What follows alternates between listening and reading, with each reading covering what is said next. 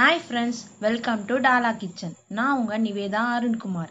இன்னைக்கு நாம ரெசிபி பார்க்கிறதுக்கு முன்னாடி எங்க சேனலை சப்ஸ்கிரைப் பண்ணுங்க, பக்கத்துல இருக்க பெல் ஐகானை பிரஸ் பண்ணுங்க. அப்பதான் எங்களோட வீடியோஸ் உடனுக்குடன் உங்களுக்கு தெரிய வரும். இன்னைக்கு நாம பார்க்க போற ரெசிபி பாத்தீங்கன்னா ஒரு ஸ்நாக்ஸ் ரெசிபி கரம். இது செய்யறதுக்கு நம்மளுக்கு 2 சட்னி தேவைப்படுங்க. அதை பத்தி நான் இப்ப சொல்லிடுறேன். கிரீன் சட்னி, அதுக்கு தேவையான பொருட்கள் இது. அடுத்து பாத்தீங்கன்னா ரெட் சட்னி, அதுக்கு தேவையான பொருட்கள் இது. இப்ப இது ரெண்டுத்தையுமே நம்ம ஒரு மிக்ஸி ஜார்ல போட்டு ரெடி பண்ணிக்க போறோம். ஃபர்ஸ்ட் ரெட் சட்னி ரெடி பண்ணிக்கலாம்.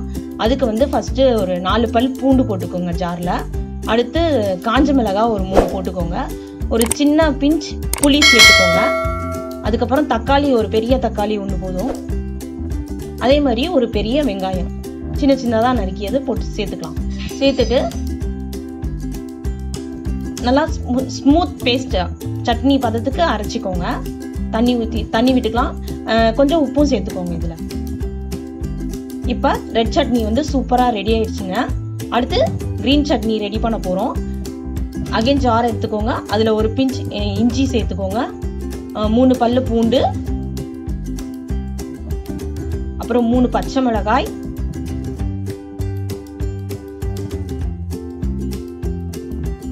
தேங்காய் ஒரு 2 டேபிள் ஸ்பூன் தேங்காய் சேர்த்துக்கோங்க.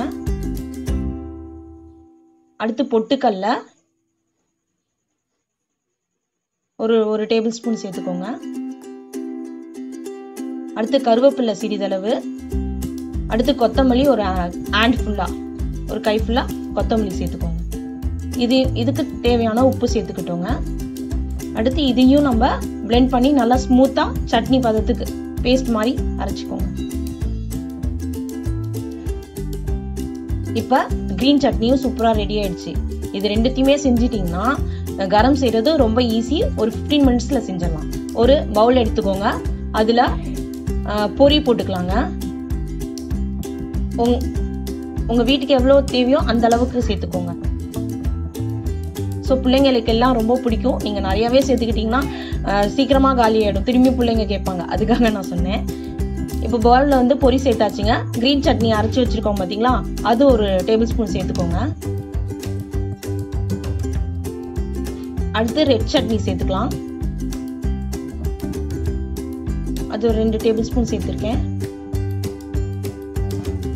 மிக்ஸ் பண்ணி விடுங்க. பொரியோட அந்த சட்னி எல்லாமே மிக்ஸ் பண்ணி விடுங்க.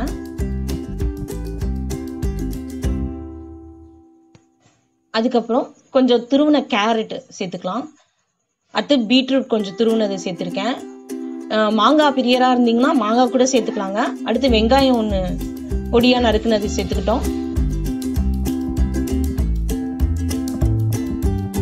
தட்டு வடை இருக்கு பாத்தீங்களா, அதை நல்லா 1-2 உடைச்சு விட்டு அதுல போட்டுக்கோங்க.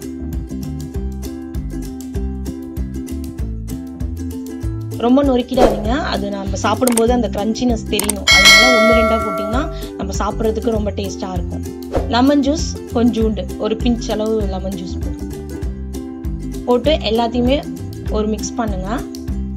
அடுத்து கோகோனட் ஆயில் கொஞ்சம் சேர்த்துக்கலாம். ஃப்ளேவருக்காகங்க, கண்டிப்பா சேர்த்துக்கோங்க. அந்த ஃப்ளேவர் ரொம்ப சூப்பரா இருக்கும் கரத்துக்கு. ஸோ இப்போ எல்லாத்தையுமே அதை மிக்ஸ் பண்ணிடுங்க. அது ஒரு சூப்பர் கலரா வருது பாருங்க, அவ்வளோ சூப்பரா இருக்கும். அந்த சட்னி, அந்த பீட்ரூட், கேரட் எல்லாமே சேர்த்து. வேர்க்கடலை சேர்த்திருக்கேன். இது ஆப்ஷனல் தான். பிடிச்சவங்க சேர்த்துக்கோங்க, சேர்க்கலனாலும் பரவாயில்ல. ஸோ சூப்பரா பாத்தீங்கன்னா இதுல எல்லாம் மிக்ஸ் பண்ணோடனே பாருங்க, அவ்வளோ வண்டர்ஃபுல்லா செம்மையா சூப்பர் கலரா இருக்கு. இது ரொம்ப கரூர்ல ரொம்ப ஃபேமஸான டிஷ்ங்க. ரொம்ப ஈஸியா செஞ்சிடலாம். குழந்தைங்களுக்குலாம் ரொம்ப பிடிக்கும். ஈவினிங் சட்னி மட்டும் முன்னாடியே ரெடி பண்ணிட்டு இதை செய்ய ஆரம்பிச்சிங்கன்னா ரொம்ப சீக்கிரமா செஞ்சிடலாம். பார்க்கவே எவ்வளோ கலர்ஃபுல்லா இருக்கு பாருங்க. இது கண்டிப்பா உங்க வீட்டுல ட்ரை பண்ணி பாருங்க. ட்ரை பண்ணிட்டு எனக்கு கமெண்ட் பண்ணுங்க. இந்த ரெசிபி பிடிச்சவங்க லைக் பண்ணுங்க, ஷேர் பண்ணுங்க, கமெண்ட் பண்ணுங்க. கண்டிப்பா எங்க சேனலை சப்ஸ்கிரைப் பண்ணுங்க. தேங்க்யூ.